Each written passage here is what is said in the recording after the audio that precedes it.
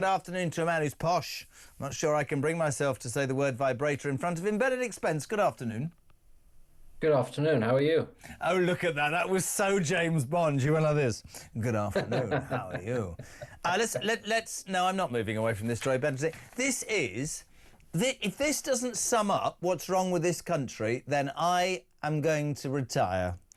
Iranian sex toy smuggler can stay because his illicit business is deemed illegal in Iran, where this sort of stuff isn't allowed. I thought McNuggets were the low point. I mean, this takes the biscuit, doesn't it? Excuse the pun. It does, rather. Not like the Iranians to turn down a man peddling WMDs, but, there we are. I mean, it's all sorts of excuses. For anybody who missed that, he's implying that a certain sex toy could be deemed a weapon of mass destruction. Very good, very good there, Spence. Crack on.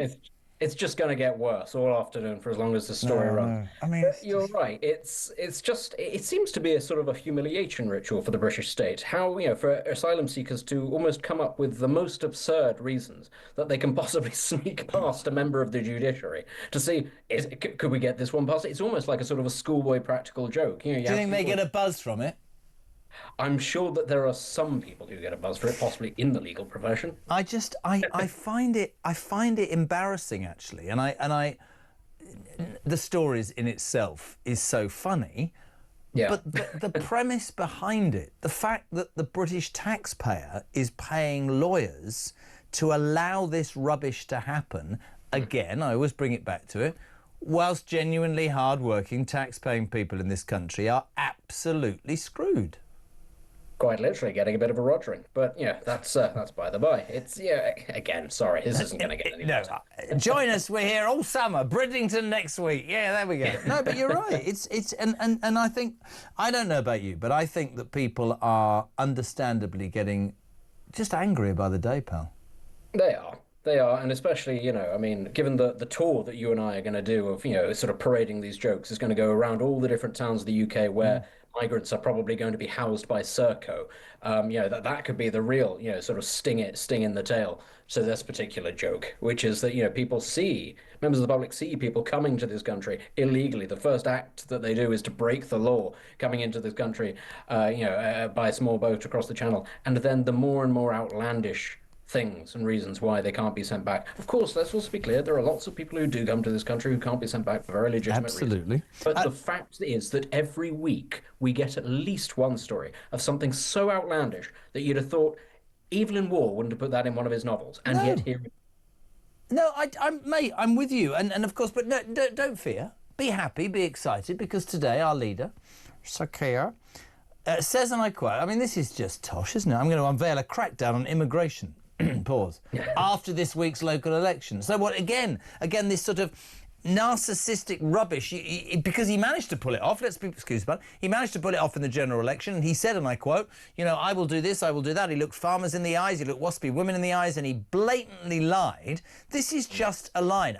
I get to the point where I think the British people are going to go, no, mate, I don't buy this anymore. I don't buy you. You say stuff to get a reaction, to if you like, move the dial, and it's all processed and it's all worked out with focus groups. But that's not genuine, it's not conviction, Benedict, is it? No, it's not, and I think it's really interesting that you pick up on the fact that so much of Westminster politics nowadays is politics by focus group. Dominic Cummings, of course, revealed that for a long time ago, saying this is a disaster, this is the only thing on which policy is based, is people doing focus groups, and that's not reality. It might sound like clever politics, but clever politics, when it smashes up against reality, is not very clever at all, because beforehand, once upon a time, you could get away with this when it was just the Tories and Labour going at each other. But now you have this new phenomenon from out of nowhere, and many different opinions on the Reform Party, but they are there and they are creaming off support from both major parties. They don't even have to come up with particularly incisive policies. They just have to be there, and they're taking away support. And sooner or later, they're going to start taking seats as well on a massive scale. You have that example today, which I'd love your opinion on, that we've talked about, which is, I used to live on the Long Walk in Windsor, and next door is Datchet, beautiful little sort of villagey town, little hamlet next to the River Thames. Despairing homeowners of houses in the leafy village of Datchet in the Shadow Windsor Castle say the introduction of asylum seekers to the local luxury hotel has made their houses impossible to sell and changed the area for the worst. 370 currently inside the Manor Hotel in Datchet. This is not made up for all the lefty lawyers. This is an utter... for them, it's a horrible situation. Rubbish everywhere, sitting in the middle of the street, smoking dope, being abusive, being raucous, shop thieving, pickpocket, all that. And, you know, no, we're not being racist. We're telling you how it is. People who go, well, those rich people in Datchet, Sodom, we don't care about them. Well, they've worked all their lives. They have a right to a quiet and peaceful retirement, I would have thought. But oh no, their lives are in turmoil because of illegal migrants being allowed into this country willy-nilly. Yeah, and a lot of the reasons and a lot of the laws that allow these people to stay in this country or come to this country in the first place are out of date. And, you know, that's something that has to be addressed, which is that we're dealing with human rights legislation that was set up in the aftermath of the Second World War, which, let's remember, we're getting close to the century mark of that. It's almost, 80-odd years out, since these things were implemented. They're not relevant for the modern world. They certainly weren't designed for people coming from the Middle East or Sub-Saharan Africa or Vietnam, as is sometimes the case. They come from so far afield. And what's, I think, made worse about all of this is you could almost get away with it when they were just being bussed into major cities. And to be honest, you couldn't really get away with it. People were beginning to move out of London and Birmingham and Bradford a long time ago. But now these people are being bussed into rural areas. And that causes major concerns because they are a lot more isolated. And if people think policing in cities is in a bit of a state at the moment, you should go to the countryside and ask local people about when was the last time they saw a bobby on the beat? When was the last time the local police station was open? Many of them, in fact, have been shut down. It's a real cause for concern. And if you want to take an example of actually what happens when you start bussing in hundreds of people to towns and villages of only 100 or so people, just look at what's happened in the Republic of Ireland over the last 2 years. Yeah. Huge disruptions, huge amounts of anger. People were never consulted and just had entire communities dropped on their doorstep, and they don't know how to deal with them. This is Donna in Birmingham. She's very worried about you. She said, has the lovely Benedict been trumped? He's looking very orange today. What's happened to him? I'm worried. No, he's just got a light next. He's just got a light next to him. I mean, I can turn it off. Benedict Trump is showing his true colours. So we've got him. If I turned this light off, then I'd be a Bond villain. It would just be a black silhouette. You'd be sat there with your cat on your lap.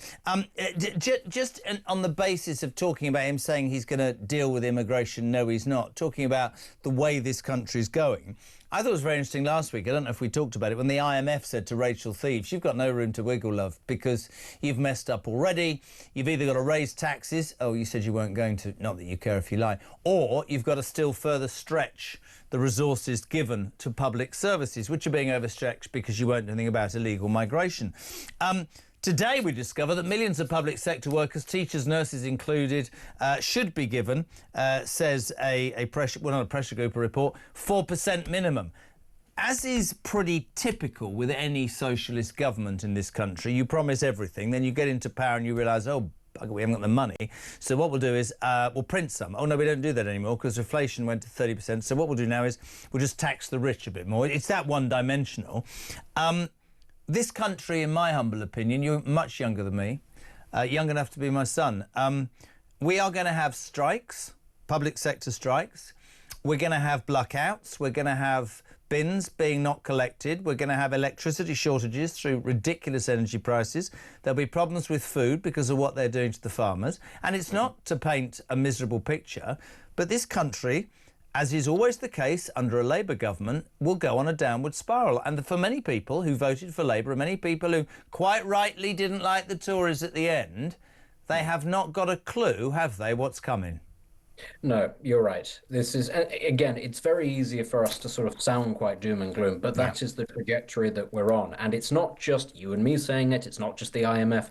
It's newspapers that supported Labour at the last general election. The Guardian and the FT going, guys, I'm not sure this is a good idea.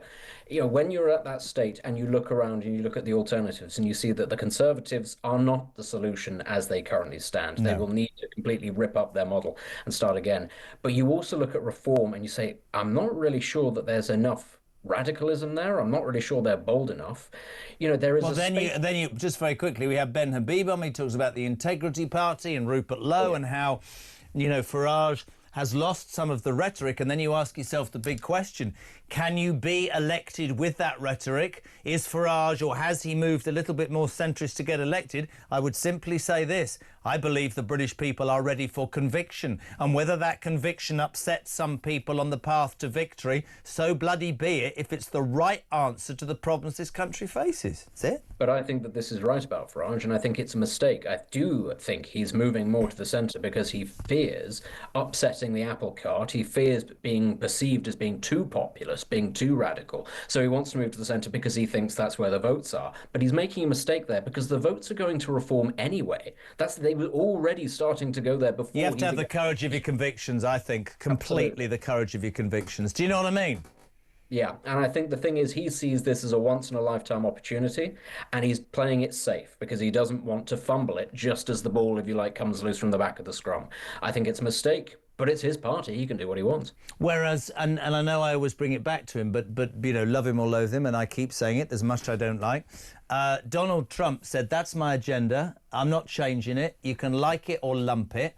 It's about making your lives better, and that's what's going to happen. And one sits here, I'm sure you have the same, many people in this country, and think, we sort of need that.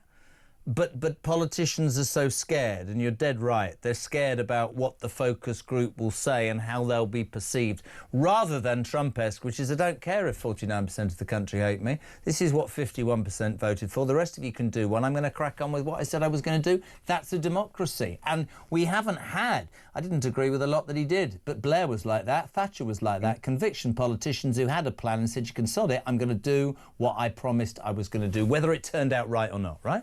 Yeah, I think those are the best examples probably of the sort of politician who would do very well in this current set of circumstances. I think in Europe we're a lot more cautious than we are in North America or South America, where of course you've had Javier Milei and Jair Bolsonaro recently come to power and lose power. But you know, we're seeing it in Italy with Meloni. We're seeing it in France with the Front National. They get closer every year. You see it with the AfD in Germany. Sooner or later, there's only so long that the established parties can keep on going, stick with us and it'll get better, and things keep getting worse before people go, we've had enough, because this simply isn't. Do you not think, very quickly, do you not think we've reached that point in the United Kingdom, or am I living in a bubble? Because I absolutely believe we've reached this point, and if we haven't, we will well be there by 4 years' time, 1,000,000%. I think if the right person or the right party were to come along, I think that people would back that person. I don't think that person yet, whoever that may be, runs a political party or is about to become leader. Genrick is perhaps the only example that I can think of, but I don't think they're about to get rid of Kemi just yet. Be very interesting. Benedict, really appreciate your time. Turn the orange light off very quickly. Let's have a look. Let's have a look without the Trump light. Oh dear. Yes, the lights have gone out on your career. Benedict Spence, thank you very much indeed.